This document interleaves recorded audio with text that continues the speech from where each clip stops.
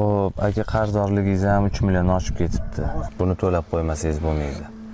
Ukajon yaqinda aza bo'lib qoldi uyda, o'shaning uchun to'la olmay qoldim.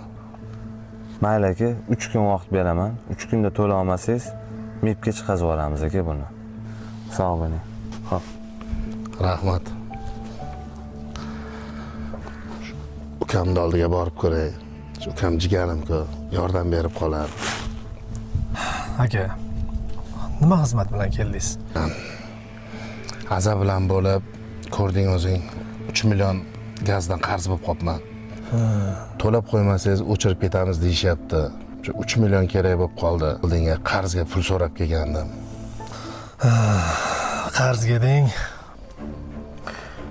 Aka, yarim soat oldin kelganingizda ham pul bor edi, shu keliniz qo'ymayapti, yangi kiyim olib bering deb.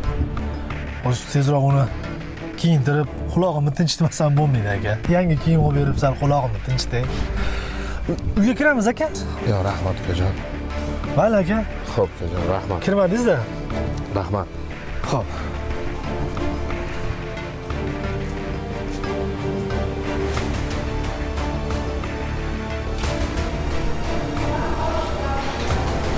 Muhriddin. Muhriddin.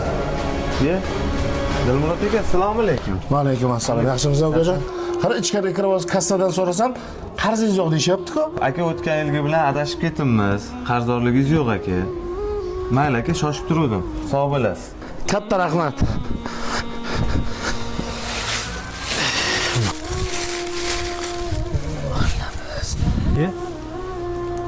Assalomu alaykum aka. Yaxshi ham 3 million so'm qarzim adashmovchilik bo'pti-ya. Ey Xudo. Senga yalinsam bo'lmasmidi? Jigarlarimga yalinib o'tiribman-a. Aytadi-ku, ishonmagin do'stingga somon tiqar postingga deb. Yana ham ayolni kiyintiramish. Akasi bu yerda qiynalib turganda. Sufay senda ukaga. O'rtoq, gazda akamni qarzi bor ekan. Bor, 3 million qancha o'zim chiqardim men 3 kun oldin o'zim chiqardim. Menga qara. Buni ol, sen o'zim o'rtoq. Buni ol, indama.